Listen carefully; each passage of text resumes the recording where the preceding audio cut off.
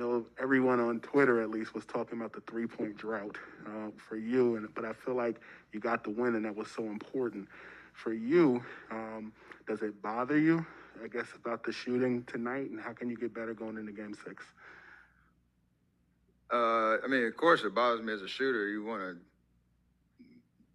impact the game that way, but thankfully, that's not the only thing that you do out there on the court. I remember the first game of the year against the Lakers, I had a very similar like shooting night, but impact the game other ways. And I remember I said like I played horrible, but I had to kind of define what that looked like in terms of just trying to make the right play, keep things simple, and the fact that everybody stepped up. Wiggs, JP, Clay hit some big shots. Draymond found his life and his spirit and the way he impacts the game. We could withstand going 9 for 40 as a team and me 0 for 9 and still come away with the win. So obviously, track record says, we'll shoot the ball better next game. And looking forward to that bounce back. Davide in the back. Hi, Steph. Davide Chinellato with the Gazzetta in Italy. I have two for you. One is about your T-shirt. I can read the final part. Ayesha Curry can cook. Can you tell me the backstory of that? You got to ask around the room and ask Twitter. Yeah, absolutely. The other one is about you guys being one win away from another championship. Being there, done that, how much is the excitement of going to Boston, as Clay said, and how much is we still need a win to finish the mission?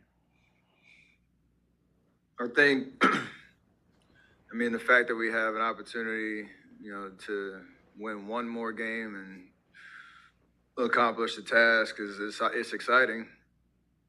We know it's not going to be easy. We know that building is a different environment.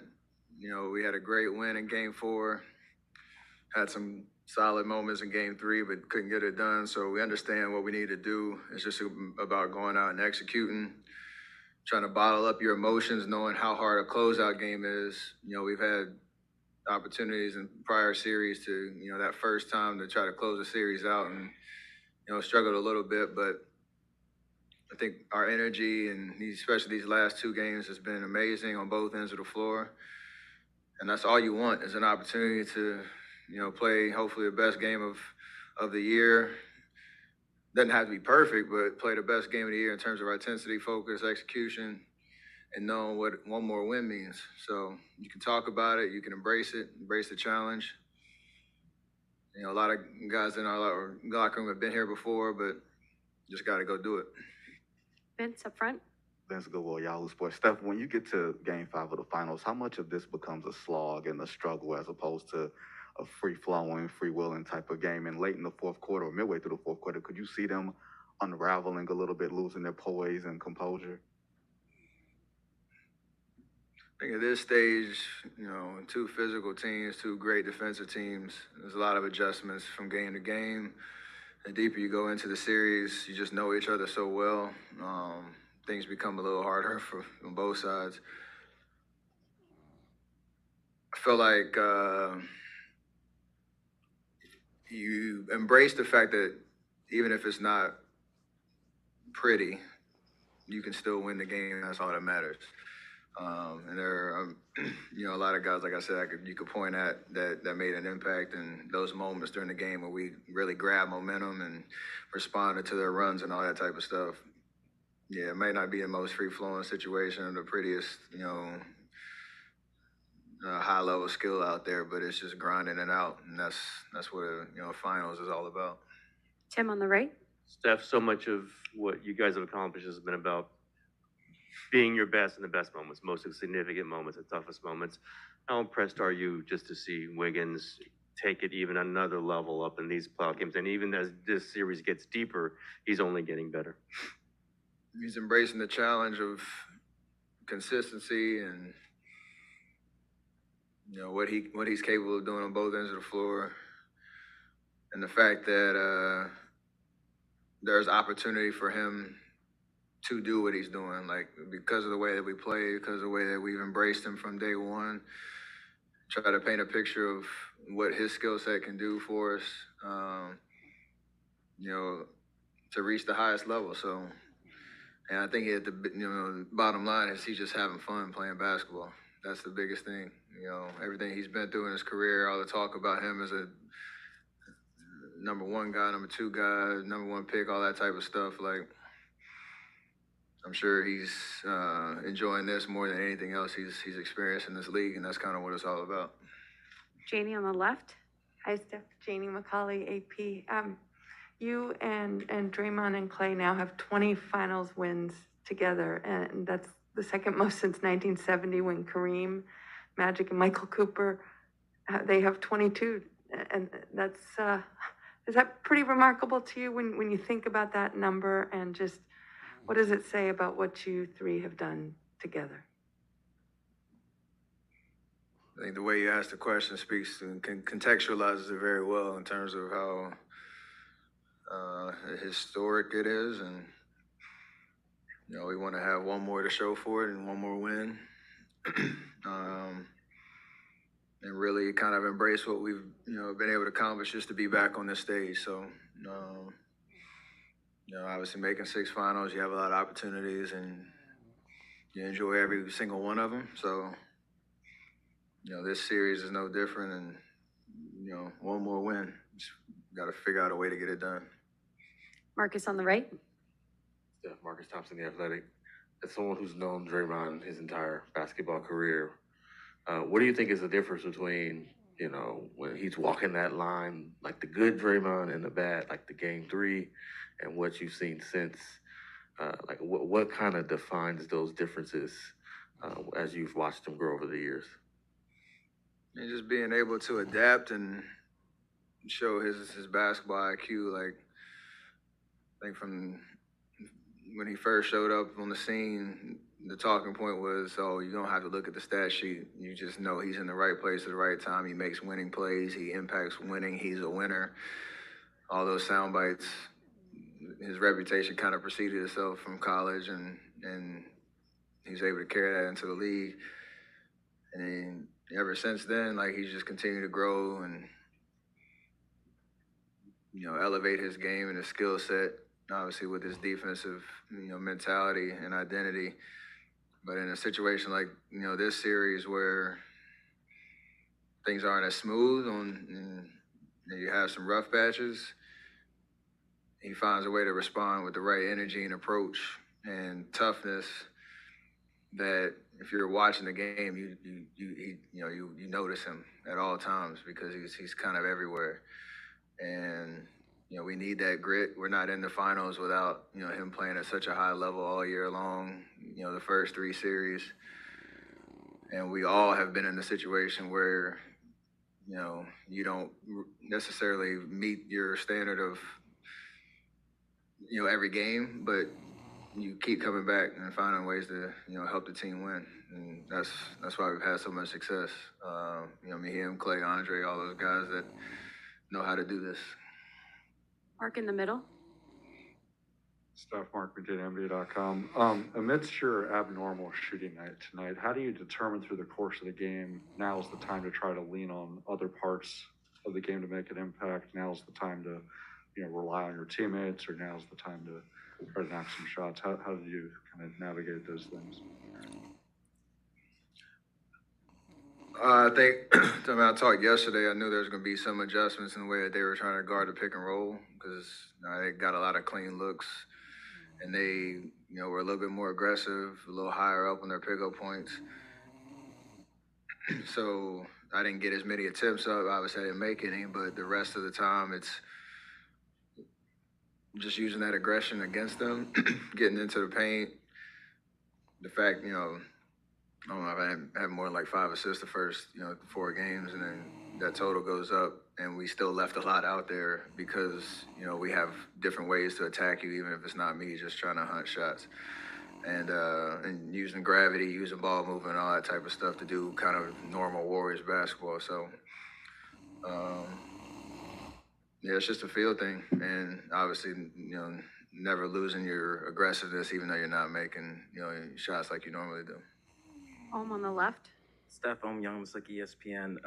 Draymond was looking at the stat sheet when he noticed the 0 for 9. He said, knowing you, you're going to be livid, which will be good for the Warriors entering Game 6. But I was wondering, this is the longest streak. You owned the 2 longest streaks, but this one was 233 straight games with a three-pointer. What is your mentality or emotions usually after a game like this?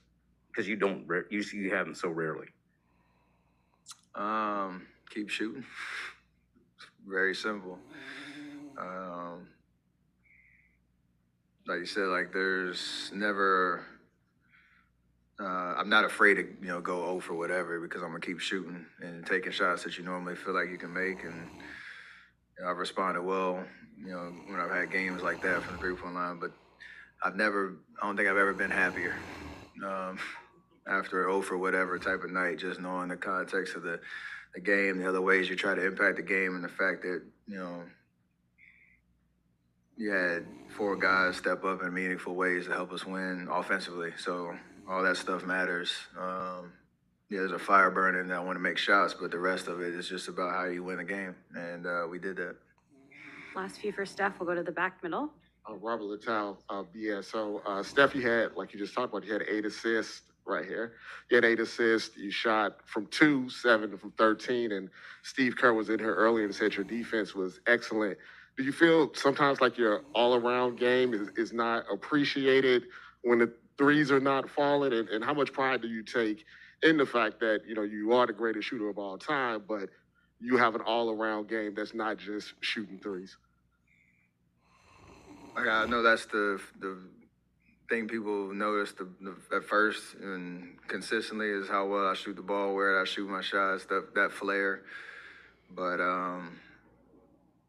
I can't control the narratives that however people talk about the game. When you watch the game, it's not just about that. You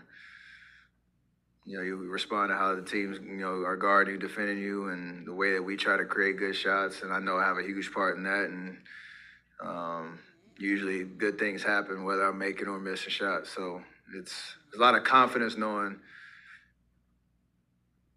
you don't really have to force it too much in certain situations. Sometimes you do, but like you said, the rest of the game has to show up so that you can still make an impact and still draw enough attention offensively, even if you're not making shots. And I do take pride in that, consistently. Anthony on the left. You guys lost a lot of your size and your wing defense from the dynasty days. As you guys continue to, I guess, reconfigure the roster over the last few seasons, did you doubt, were there times you doubted whether you guys could have a championship level playoff defense? Not really. I think there's enough versatility to kind of, mix and match lineups and still maintain a strong identity, obviously following Draymond's lead on that front. And Mike Brown's been amazing in terms of reestablishing the importance of that side of the basketball from training camp to now, and not letting anybody, slip up in terms of accountability on that end of the floor. We've tried a lot of different things over the course of the year.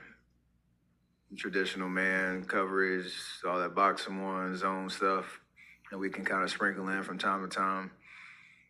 But at the end of the day, it's just effort and intensity and kind of relentlessness on that front. And we've done a really good job of maintaining that for the most part throughout the year and trying to plug in where, there's a little bit, I guess you call it deficiencies from, teams compared to teams of past. So I think we're number 2 defense for a reason. So it's pretty cool.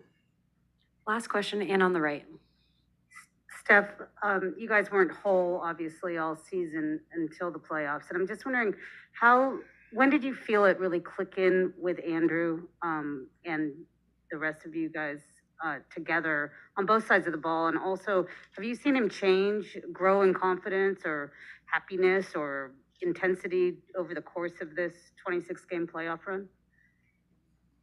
Absolutely. And I think we talked about it for game 1 of the Denver series. Like, we didn't really know what it was going to look like because me, Clay, Draymond had only played 9 minutes or something like that in the regular season. we didn't really know what our rotations were going to look like. And we had some guys that hadn't played in the playoffs and had a deep run before, so that were going to be in the playing meaningful minutes. Wiggs at the top of that list, so we wanted to peak at the right time and keep building, keep getting better every single game. And you talk about it and you hope that it's going to work. And thankfully, it's gotten us to this point. So we got one more win, and I think I talked about it when I was talking about Wiggs earlier. He's just definitely enjoying the fact that what he's capable of doing on the floor and the way he prepares his mind and his body to go out there and hoop, that it's leading to success at the highest level. And I'm sure for him, that's been a pretty cool journey to understand what that feels like and what it looks like and how fun it is to go out there and be in those type of environments. So hopefully we can, get this next win and really, celebrate what it took to get there. Thanks, Steph.